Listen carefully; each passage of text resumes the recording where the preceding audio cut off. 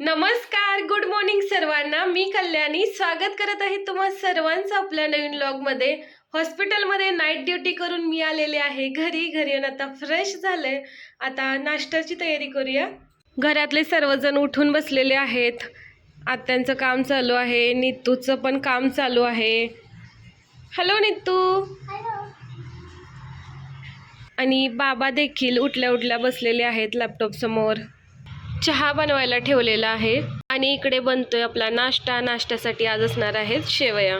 नाश्ता बनवून तयार झालेला आहे. या सर्वांनी नाश्ता करायला. चला आता पटकन ना स्वयंपाकाला पण लागूया. सुट्टीचा सगळा दिवस ना किचन मध्येच जातो खरं. फ्लॉवर आणि वाटाण्याची भाजी केलेली आहे. मिक्स भाजी बनवली आज. सोबतच मेथीची भाजी देखील बनवणार आहे. या भाजीला खूप जास्त माती होती, त्यामुळे 3 वेळा भाजी धुवून घेतली आणि आता पाण्यात ठेवले जरा वेळ. नितूला घेऊन पार्किंगमध्ये आले. तिच्यासोबत आता इथे थोडा वेळ खेळायचं. बाळाला असला काहीतरी खेळ खेळायचा असतोय मोठ्या मुलांचा. कशी चालवायची दाखव.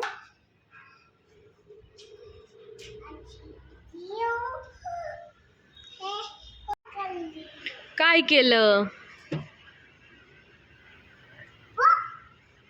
नको, दुसऱ्याची गाडी आहे, चल. नितू ना इथं उभं राहून तिच्या बाबांना आवाज देते.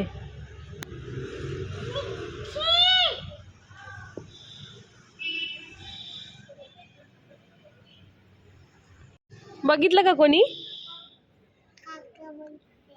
कुठले काका? परत जर असं मला असं कळलं. नितूची परीक्षा घ्यायची चाललंय बघा. नितूने काय गंमत केली माहितीये का?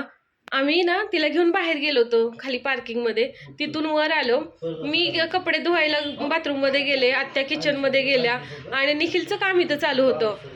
आणि नितूने काय केलं की ती आली बाबांसोबत थोडंसं काहीतरी 2 मिनिटं खेळली असेल आणि एकटी घरातून बाहेर गेली आणि वरच्या मजल्यावर गेली. आम्ही एवढं घाबरलो ना.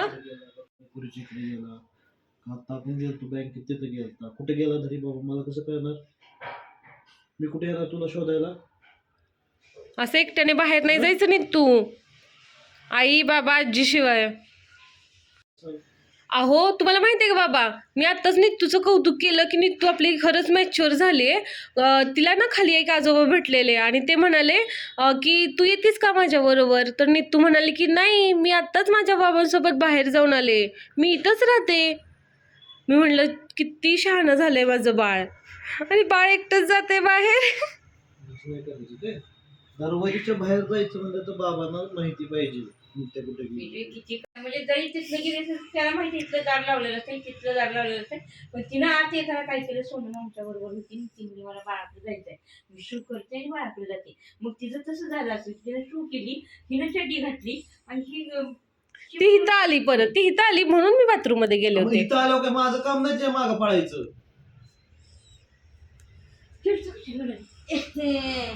शीत करायला गेल्या पाहिजे मुली. कसं आहे या परत जर कळलं का ना अशी गेलते म्हणून मग बघ असं जायचं.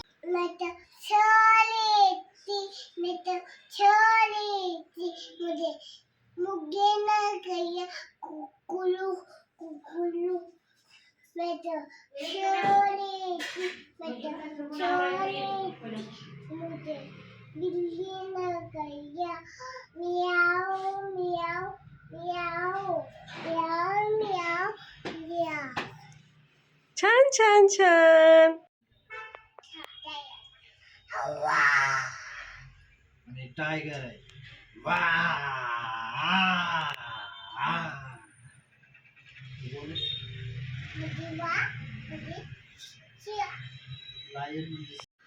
नितू ना सायकल चालवायला शिकते आणि सायकलवर बसवलंय तिच्या मैत्रिणींना. चला कम ऑन.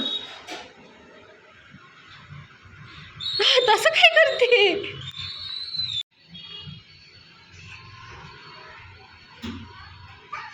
ये की. सायंकाळची वेळ झाले, फ्रेश होऊन किचनमध्ये आले, पण स्वयंपाक काय करावा हेच कळत नाहीये. डीमार्टमधून मी हे बाजरीचे मुरमुरे आणले होते. हे तसेच खायला पण छान लागतात, पण मी ना आता याचा चिवडा बनवणार आहे. आपला चिवडा बनवून तयार झालेला आहे. नीतूच्या बाबांना खायला देऊया, त्यांना विचारूया कसं झालं ते. अहो हे घ्या, कसं झालं सांगा. ओके. ते पण करणार आहे ना? गरम असेल. चटपटीत झालाय का? मॅगी मसाला घातलेला आहे. देऊया.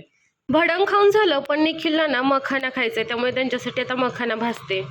मखाना देखील भाजून झालेला आहे, पण अजून जेवणाला काय बनवायचं हेच ठरलं नाहीये. बऱ्याच दिवसातून मी गोड मखाना बनवलेला आहे, नीतूला देऊया. हे घे.